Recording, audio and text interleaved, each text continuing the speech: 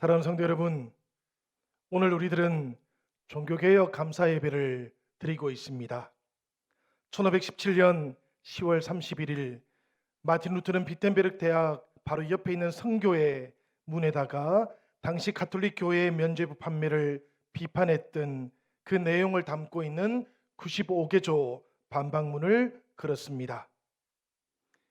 이 날이 기점이 되어서 대부분의 개혁 교회들은 10월 31일에 가장 가까운 주일, 종교개혁 감사주일을 지켜오고 있어요. 2017년이 500주년이었고요. 올해는 506주년이 되는 겁니다. 이날을 교회들이 기억하고 기념하여서 감사 예배를 드리는 것은 과거의 역사를 돌아보면서 신앙의 길을 새로이 인도해 주시는 하나님께 감사드리기 위함입니다. 그리고 나의 신앙도 다시 계속해서 개혁되어지기를 바라는 마음 때문이지요. 바로 이런 측면에서 우리 기독교는 기억의 종교라고 그렇게 불릴만 합니다. 신명기 32장 7절의 말씀인데요. 우리 같이 한번 읽어보도록 하시지요. 옛날을 기억하라. 역대의 연대를 생각하라. 내 아버지에게 물으라. 그가 내게 설명할 것이요. 내 어른들에게 물으라. 그들이 내게 말하리로다. 이 말씀 속에 나오고 있는 옛날은 하나님께서 이스라엘 백성들에게 구원을 베풀어 주셨던 출애굽의 날들을 가리키는 겁니다. 그리고 신약에 와서 보면 예수님께서는 나를 기억하라고도 말씀을 하셨지요. 우리를 위해서 십자가를 지셨던 주님의 그 고난과 사랑을 기억하라는 그런 말씀이에요. 이 하나님의 구원하심을 기억하고 십자가 속에서 예수님의 고난과 사랑을 기억하는 성도들을 기억의 백성이라고 그렇게 부르는 것입니다. 그리고 이 성도들 공동체를 가리켜서 기억의 공동체라고 그렇게 불러왔던 것이지요. 독일에서 목회할 때 저는 이맘때가 되면 루트와 칼빈의 유적지들을 순례해보곤 했습니다. 우리 지금 그림을 통해 가지고 루터백이라고 하는 길을 보게 될 겁니다. 저 길을 보시면 보름스부터 시작해 가지고 아이젠하흐와 에어푸르트 그리고 아이스레벤과 비텐베르까지 이어지는 종교개혁의 순례의 길을 우리가 바라볼 수가 있어요. 이 길을 따라서 걸어가다 보면 순례자들은 루터의 숨결을 느끼곤 합니다. 저도 이 길을 걸어 다니면서 이 길에서 루터가 어떻게 활동했던가, 어떻게 주님의 복음을 전하고 선포했던가를 느끼고 깨달을 수가 있었어요. 때로는 제네바로, 때로는 스트라스부르크로도 가봅니다. 그곳에는 우리 장로교의 뿌리가 있는 칼빈의 열정이 기다리고 있기 때문이지요. 사진을 보시면 왼쪽에는 이 칼빈이 이 제네바에서 목회자들과 시의회 의원들에게 성경을 가르쳤던 장면이 나오고 있습니다. 그리고 그 오른쪽에는 보면 이 칼빈이 제네바에서 쫓겨나서 바젤을 거쳐가지고 스트라스부르크에 왔을 때 그때 마틴 부처 목사님이 칼빈에게 프랑스에서 이주해 왔던 개혁교회 성도들이 있는데 그 위그노 성도들을 보살펴 주기를 바래서 방패교회라고 하는 곳에서 목회를 하고 또 말씀을 가르쳤던 장소가 나오고 있습니다. 사실 이 방패교회는 지금 모습으로는 유지되어 있지를 않아요. 그렇지만 우리가 이 그림을 통해서 그 당시의 교회를 이렇게 살펴보기도 합니다. 때로는 아내와 함께 가기도 했고요. 그리고 성도님들과도 함께 방문을 했었습니다. 한국에서도 종교개혁지 순례를 위해서 여러 팀들이 문의를 해주기도 하셨고요. 생각해 보니까 이 루트의 길 혹은 제네바와 스트라스부르크를 제가 10번도 넘게 다녀왔던 것 같습니다. 좋은 날이 되면 우리 영신교회 성도님들하고도 함께 다녀올 수 있으면 좋겠습니다. 여러분, 한국에서 이 종교개혁지 순례를 하고 싶다고 연락이 오면 그때마다 저는 늘 이 말씀을 드려요. 유럽의 예쁘고 멋진 경치들을 보고 싶으시면 이 종교개혁지들은 사실은 대상이 아닙니다. 이곳은 그렇게 이쁘지는 않거든요. 예쁜 곳들은 따로 있어요. 이렇게 말씀을 드리면 오고 싶다고 하시는 분들은 하나같이 이렇게들 대답하십니다. 아니요, 우리들은 종교개혁의 흔적들을 보고 싶습니다. 그 길을 함께 걸어보고 싶어요. 이렇게들 대답을 하시는 것이지요. 그러합니다, 여러분. 종교개혁지는 관광지가 아닙니다. 이곳은 순례지인 것이지요. 구경하는 곳이 아니고 참여하는 곳이고요. 이 길에서 나도 주님과 동행하기를 결단하는 그런 자리인 겁니다. 우리가 잘 알고 있는 종교개혁자들, 마틴 루터와 존 칼빈, 제빙글리와 토마스 민처, 그리고 100년 전에 이미 종교개혁을 시작했었던 얀 후스 같은 사람들, 이들은 모두가 다 그 당시에 부패했었던 가톨릭의 영향 아래서 주님과 동행해보고 싶었던 사람들이었습니다. 그리고 주님이라고 하는 그 길을 걸어가다가 종교개혁의 길을 만들어내었던 사람들이기도 했어요. 저는 이 자랑스러운 신앙의 길을 걷고 있는 우리들이 이 종교개혁 감사주의를 맞이하면서 다시 한번 우리들 신앙을 감사하고 또 기뻐할 수 있으면 참으로 좋겠습니다. 저도 이 종교개혁 주의를 맞이하게 되면 늘 종교개혁의 길을 생각합니다. 이 길을 누구와 걸어가고 있는지도 되돌아봐요. 그리고는 주님과의 동행을 다시 한번 떠올립니다. 여러분들도 오늘은 종교개혁 506주년을 맞이하면서 주님과 아름답게 동행하시는 이 신앙의 길을 함께 묵상하고 이 길을 걸어가는 영신의 모든 지체들이 되기를 기원드립니다. 오늘 우리가 봉독했던 성경 말씀에도 보니까 하나님과 동행했던 사람이 한 사람 나오고 있어요. 바로 에녹이라고 하는 사람입니다. 창세기 5장 21절부터 24절까지의 말씀인데요, 우리 같이 한 번 더 읽어보도록 하시지요. 에녹은 65세에 무두셀라를 낳았고 무두셀라를 낳은 후 300년을 하나님과 동행하며 자녀들을 낳았으며 그는 365세를 살았더라. 에녹이 하나님과 동행하더니 하나님이 그를 데려가심으로 세상에 있지 아니하였더라. 이 말씀을 보니까 에녹이 했었던 특별한 행동이 하나 보입니다. 그렇지요? 여러분 한번 맞춰보세요. 어떤 행동이었습니까? 이 에녹은 맞습니다. 하나님하고 동행했던 사람이었던 것이지요. 22절에는 보니까 무드셀라를 낳은 후에 300년을 하나님과 동행했었다 이렇게 되어 있고요. 24절에는 보니까 또 하나님과 동행하더니 하나님이 그를 데려가셨다라고도 되어 있어요. 루트의 독일어 성경 그리고 영어 성경을 보면 똑같이 에녹이 하나님과 함께 걸었다라고 이렇게 번역되어 있기도 합니다. 하나님과 에녹이 깊은 교제를 나누고 있었다라는 그런 뜻이지요. 그렇다면 여러분, 하나님과 에녹은 어떻게 이런 친밀한 교제를 나눌 수 있었을까요? 먼저는 에녹의 생애 중에서 65세 때를 주목해 보아야 될 것 같습니다. 65세 때 무드셀라를 낳은 후에 에녹이 하나님과 동행했었다라고 그렇게 말씀하고 있기 때문이지요. 바로 그때 무슨 일인가가 일어났었던 겁니다. 정확하게 어떤 일이 일어났었는지는 성경이 우리에게 말씀하고 있지는 않지만 아주 분명한 것 하나는 65세 이전과 이후의 300년이 완전히 달랐었다는 이야기지요. 에녹 인생에 결정적인 전환점이 찾아왔었다라는 그런 말씀입니다. 그리고 그렇게 하나님을 구체적으로 만났던 순간부터 에녹은 300년 동안 하나님하고 함께 동행하는 길을 걸어갔던 것이지요.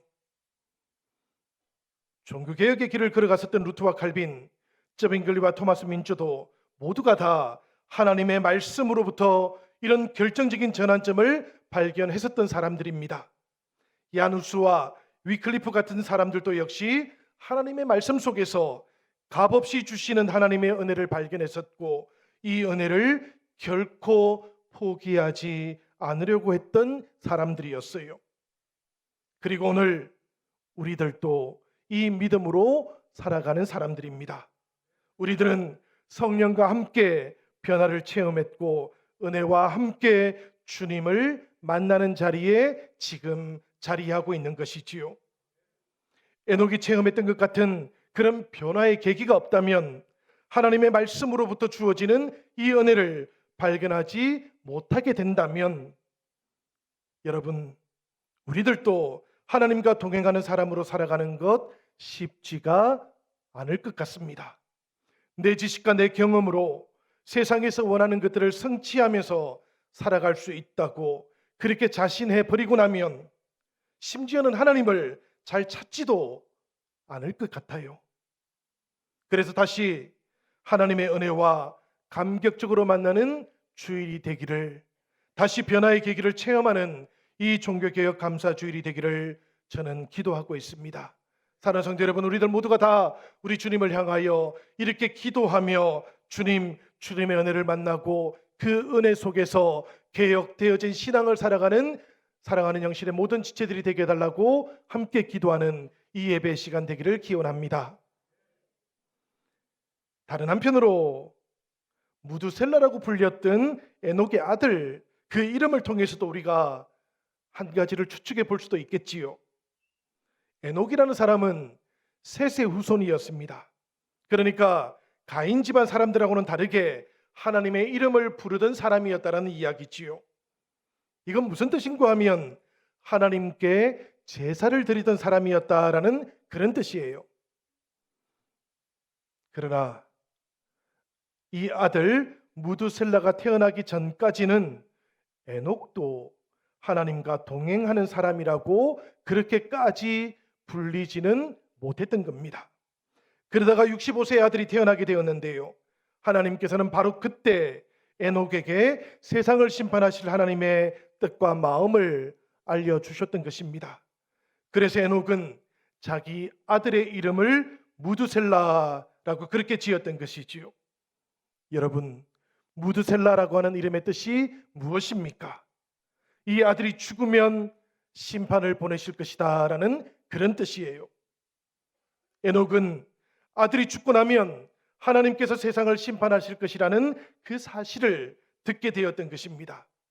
그 당시 가인과 그의 후손들은 아벨을 죽인 후에 하나님 앞을 떠나갔었고 에덴 동쪽 노 땅에 정착해서 살고 있었어요.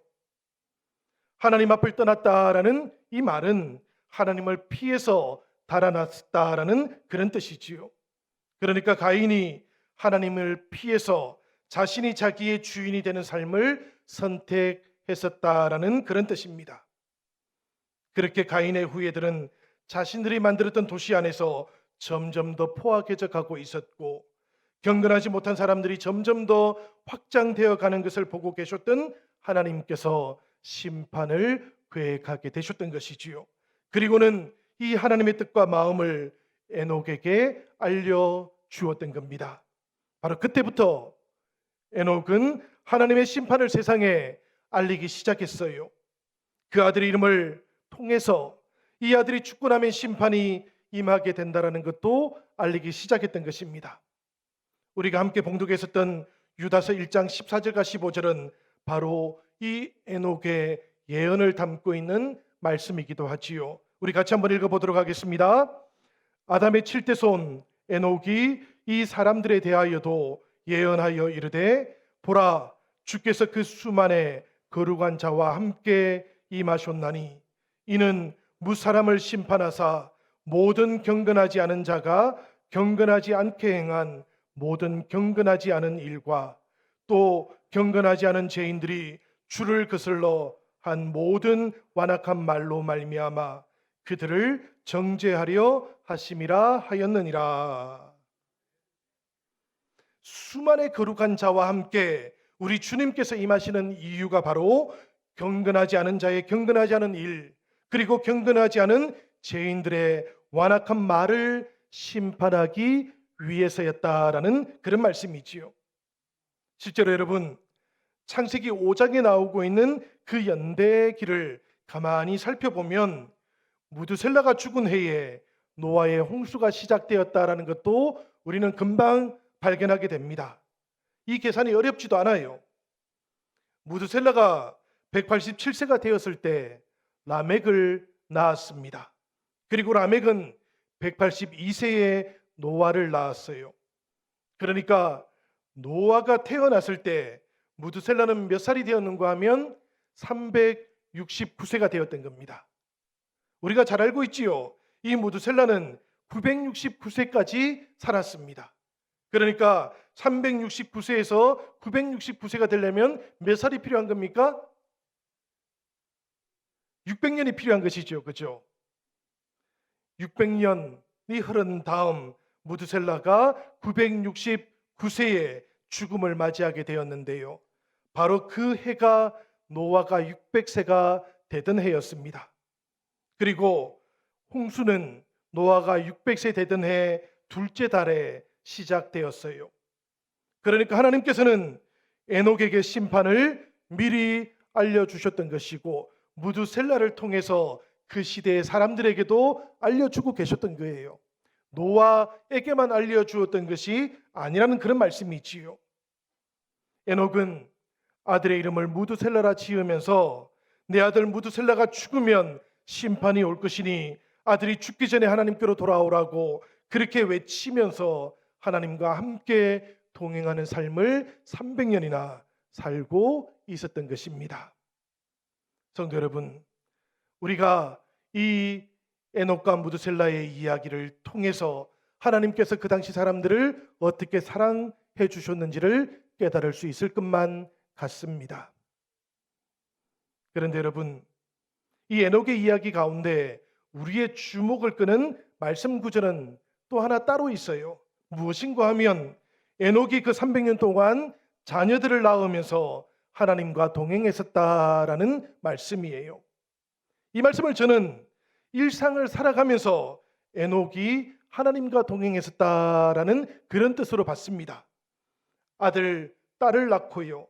가장으로서 가족을 돌보면서도 에녹은 세상에 매이지 않는 그런 삶을 살았다라는 그런 뜻이지요. 인생을 살아가다 보면 우리가 얼마나 많은 문제들하고 만나게 됩니까? 시련은 또 얼마나 많이 찾아옵니까? 에녹의 인생이라고 해서 이런 문제, 이런 시련이 찾아오지 않을 리는 없어요. 그렇지만 그 어떤 것들도 에녹이 하나님과 동행하는 것을 막지는 못했던 것입니다. 왜 그런가 하면 에녹의 믿음 때문이었지요. 에녹의 신실함 때문이었던 것입니다. 성경은 이 에녹의 믿음, 이 신실한 에녹이 하나님의 기쁨이 되었다고 우리에게 말씀하고 있어요. 히브리서 11장 5절에 나오는 말씀입니다. 이 말씀도 우리 같이 읽어보도록 하겠습니다. 믿음으로 에녹은 죽음을 보지 않고 옮겨졌으니 하나님이 그를 옮기심으로 다시 보이지 아니하였느니라. 그는 옮겨지기 전에 하나님을 기쁘시게 하는 자라 하는 증거를 받았느니라. 아멘. 우리 하나님께서 죽음을 보지 아니하도록 에녹을 옮기셨는데요. 그런데 말씀을 보니까 옮기시기 전에 에녹에게 하나님을 기쁘시게 하는 자라고 하는 증거도 주셨다. 그렇게 말씀하고 있어요. 여러분, 무엇이 하나님을 이렇게 기쁘게 만들었던 것일까요? 바로 에녹의 신실한 믿음이었지요. 이 믿음이라고 하는 것, 에녹이 그리고 우리가 하나님을 향해서 가져야 하는 태도인 겁니다. 다른 것, 다른 존재를 의지하지 아니하고 오직 하나님만 의지하겠다라는 우리들의 고백이고 하나님께만 시선을 고정하고 하나님을 하나님으로 인정하겠다라는 그런 결단인 것이지요. 그래서 믿음의 사람에게 인생의 최우선 순위는 늘 하나님이신 겁니다. 여러분, 이런 사람들은 무엇인가를 하다가도 하나님께서 부르시면 금방 달려와요. 혼날까 봐 찾아오는 것이 아니고 좋아서 찾아오는 겁니다. 우리가 신앙생활을 하고 하나님을 뵙는 것은 이런 좋은 마음들이 있어야 되는 줄로 믿습니다. 믿음의 사람에게는 항상 하나님께 드릴 시간도 있어요. 아무리 바쁜 사람도 사랑하는 연인이 부르면 항상 시간이 있지 않습니까? 이것처럼 믿음의 사람은 하나님과 함께하는 시간을 기뻐하는 그런 존재들인 것이지요. 여러분, 우리도 그러하지 않습니까? 나에게 관심을 가져주고 내게 집중을 해주는 사람을 우리가 좋아합니다. 그러니 하나님께서도 에녹을 기뻐하셨을 것이 분명한 것이지요. 진실한 마음, 우리들도 표정만 보면 알지 않습니까? 마찬가지로 하나님께서도 표정을 보면 알 수 있는 것이지요. 마음은 다른 곳에 가 있는데 의무감으로 몸만 와 있는지, 아니면 몸과 마음이 다 함께 하나님 앞에 서 있는지를 우리 하나님께서는 아시는 겁니다. 에녹이 그런 사람이었던 것이지요. 항상 하나님 만나는 시간에 신이 나서 달려왔고요. 하나님께서 말씀하시면 길을 쫑긋 세우고 하나님 말씀하시는 대로 살아보려고 노력을 했던 사람이 에녹이었던 겁니다. 에녹은 완전해서 하나님과 동행했던 것이 아니고 온전했기 때문에 하나님과 동행할 수 있었던 사람이지요. 바로 이 에녹을 보시면서 하나님께서 어떤 마음을 품으시겠습니까? 저 에녹, 내가 책임져야 되겠다, 그렇게 생각하지 않으셨겠습니까? 여러분, 에녹의 이 신실한 믿음이 바로 하늘로 이어지는 길이 되었던 것입니다. 이 에녹의 신실함이 하나님의 마음을 움직이는 열쇠가 되었던 것이에요. 그래서 하나님께서는 죽음을 보지 아니하도록 에녹의 몸을 옮겨주셨던 것이지요. 때때로 저는 종교개혁가들의 믿음을 묵상하면서 이 믿음이야말로 에녹의 몸처럼 하늘로 이어진 길이 되지 않았을까, 그렇게 생각을 합니다.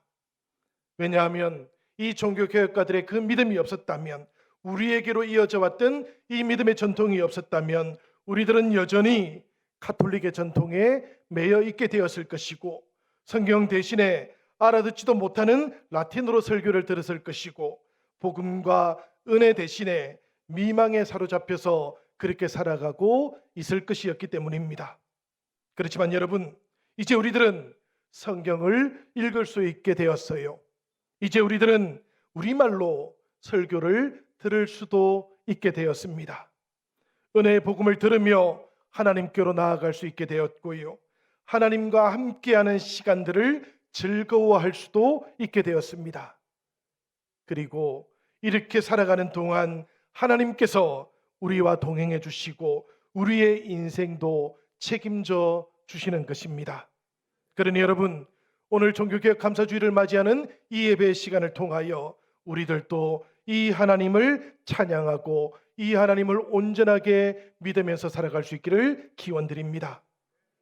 우리 주님과 동행하는 길, 무엇보다도 에녹은 하나님의 마음에 자신의 마음을 맞추었어요. 마음이 맞지 않으면 어떻습니까, 여러분? 사람들도 함께 여행하기가 어렵지요. 차를 타고 같이 가는 것조차도 어려워합니다. 하물며 하나님과 사람 사이는 말할 것도 없을 것 같아요. 우리 아버지 하나님께서 다윗을 발견하시고 무엇이라고 말씀해 주셨습니까? 이세 아들 다윗을 만나니 내 마음에 합한 자로다, 그렇게 말씀하지 않으셨어요. 우리 하나님께서는 마음에 맞는 사람을 찾으시는 분이십니다. 하나님 마음에 합한 사람을 찾으시고 그들과 함께 하나님의 나라를 이루기 원하시는 분이셔요. 사실 에녹은 엄청난 업적을 쌓았던 사람은 아니었습니다. 그렇지만 하나님 앞에서 오직 한 가지를 이루었던 사람이지요. 바로 하나님께 마음을 맞추고 하나님과 동행했던 사람. 그런데 오늘 말씀을 보니까 하나님께서는 이 에녹의 마음을 가장 기뻐해 주셨던 것입니다. 오늘 종교개혁 감사주의를 맞이한 우리들도 주님과 함께 동행하고 있는 우리 신앙의 길을 묵상하고 돌아볼 수 있으면 좋겠어요. 길이라는 것, 어디로 가는지도 중요합니다. 그렇지만 그보다 더 중요한 것이 하나 있는데 바로 누구와 함께 가는가 하는 것이지요. 힘들고 어려운 길이라고 할지라도 좋은 동행과 함께 갈 수만 있다면 이 길이 기쁘고 힘이 나는 길이 될 수 있기 때문입니다. 우리 주님과 함께 걸어가는 길이라고 한다면 달라지고 다르게 보이기 시작할 거예요. 중요했던 것들이 덜 중요하게 보이기 시작할 것이고, 사소하게 보였던 것들 중에도 중요하게 보이기 시작하는 것들이 나타날 겁니다. 여러분, 이것을 뭐라고 부르겠습니까? 바로 개혁이라고 부르는 것이지요. 이것을 가리켜서 변화라고 그렇게 부르는 겁니다. 놓치고 있던 것들을 붙잡는 것, 놓아도 될 것을 놓는 것, 관점이 바뀌고 우리의 시선이 하나님을 향할 때 가능하게 되는 일입니다. 여러분, 어떤 분이 성경적인 믿음을 가지게 되었다 이렇게 말씀하시면 이것은 새로운 관점을 가지게 되었다라는 그런 뜻이지요. 나와 세상, 하나님에 대해서 새로운 관점을 가지게 되었다라는 그런 말입니다. 우리가 새로운 관점을 언제부터 가지게 되었는지를 한번 돌아볼 수 있으면 좋겠어요. 그리고 그 새로운 관점이 오늘도 여전히 나에게 있는지, 그리고 개혁되어진 그 신앙을 통해서 다시 오늘도 이 달라진 관점으로 주님과 동행하고 있는지를 살펴보시는 우리 종교개혁 감사주일이 되면 참으로 좋겠습니다. 예수님의 제자들은 그런 사람들이었거든요. 예수님께서 제자들과 함께 길을 걸어가시기 시작할 때 생각해 보면 제자들은 왜 하던 일을 내려놓았을까? 바로 이 관점이 바뀌어졌기 때문입니다. 가데스 바네아에서 가나안 땅을 정탐하고 왔던 12명의 정탐꾼들, 그들 가운데 10명은 부정적인 보고를 했지만 왜 2명은 긍정적인 보고를 했을까요? 이 차이는 바로 관점의 변화 때문이었어요. 여호수아와 갈렙 동일하게 바라보았던 가나안 상황이었지만 하나님의 약속의 기초에서 해석할 줄 알게 되었기 때문입니다. 그러다 보니까 다른 결론에도 도달할 수 있게 되었던 것이지요. 여러분, 우리가 행하고자 하는 일들 가운데 이렇게 다른 관점이 주어지면 다른 결론을 얻을 수 있게 되는 겁니다. 정반대의 경우도 있지요. 다윗의 평생의 소원이 무엇이었습니까, 여러분? 하나님의 성전을 짓는 것 아니었습니까? 그럴 만한 물적인, 인적인, 재정적인 준비도 다 준비해 놓고 있었어요. 그렇지만 하나님께서 그 일을 막으셨습니다. 평생의 소원이었는데요. 그런데도 그 소원을 내려놓으라고 그렇게 말씀하셨어요. 그러자 다윗이 어떻게 했습니까? 할 수가 없어서가 아니라 하나님께서 원하지 아니하시니까 그 뜻에 순종하며 따랐던 것이지요. 다윗에게 중요했던 것이 정말로 무엇이었을까 생각을 해보면 하나님의 성전이 아니었던 거예요. 하나님의 마음이었던 겁니다. 그 하나님의 마음과 온전하게 조율되고 그 마음을 따라서 자신의 마음이 하나님과 동행하고 있는가 하는 것, 이것이 가장 중요했던 것이지요. 오늘 우리들도 우리들의 마음을 하나님의 마음에 한번 맞추어 볼 수 있으면 좋겠습니다. 그러면 하나님께서는 이 마음을, 우리들의 마음을 가장 기뻐하실 거예요. 그렇게 마음을 맞추어 가시는 동안 우리를 붙잡고 있던 것들 가운데에는 내려놓아야 될 것들이 있을 것이고요. 사소하다고 그렇게 생각했던 것들 가운데에도 중요하게 재발견되는 것들도 있을 겁니다. 바로 그때가 관점이 달라지기 시작하는 시점인 것이지요. 변화가 다시 나에게 찾아오는 시간이기도 한 겁니다. 이 관점의 변화와 함께 선택의 변화, 결론의 변화, 그리고 변화된 삶을 살아가는 우리들이 되기를 기원합니다. 여러분, 오늘 우리들 모두가 다시 이렇게 신앙을 개혁하시고 우리 주님과 함께 다시 한번 나의 종교 개혁을 온전하게 이루어 가시는 주님의 귀하고 복된 예배의 시간, 그리고 이 한 주간이 되기를 우리 주님 이름으로 간절히 축원드립니다.